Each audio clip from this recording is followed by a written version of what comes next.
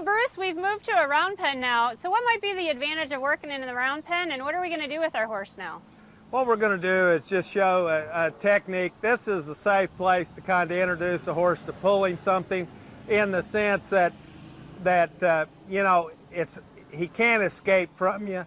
You've pretty much got him in control. He's going to get to see this log, and we can work it around. So, you know, this could be a safer situation, one that can help you build your confidence, because pretty much going to be harder for him to just, well, it's much more difficult just to run off and get ahead of steam and get away from you. Perfect. Let's show you what you're going to do. All right, again, we're going to go ahead and push him off. I'm just going to hold this log and let it trail behind him. Go ahead, and he's taking it pretty good. I'll just work it. And as you can see, I'm just going ahead and letting this horse feel the weight of this log, get some push on it, and he's getting to see it, getting some feel, and getting a pretty good idea of what we're going ahead and try to do. I can also work on him to work off my legs. I can push him inside a little bit more, make that log pivot.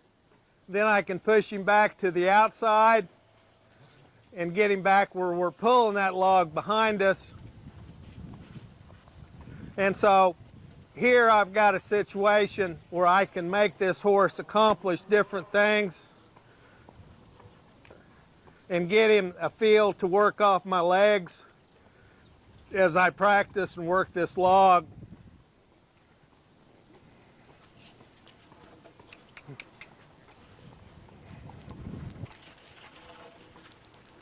Ooh.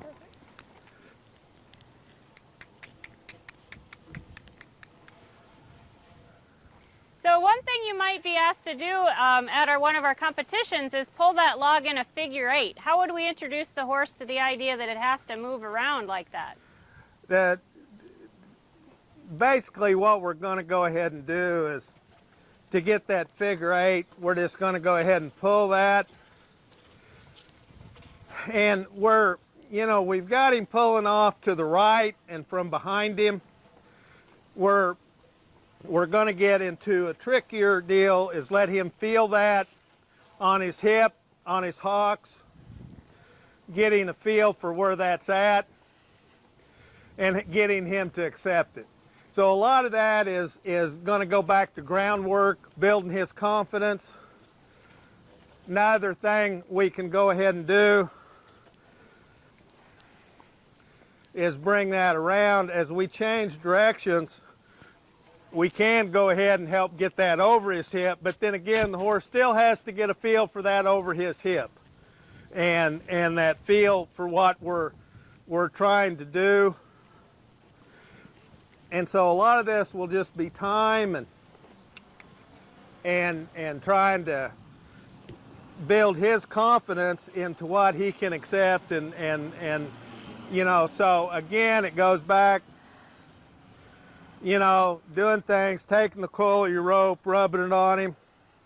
At the end of the day of working or exercising your horse, and a young horse that may be unsure, hey, that's a great day to get in the round pen when he's a little tired, thinking the games are over, and just ride around, practice swinging your rope, throw it out there, all different places, all different locations.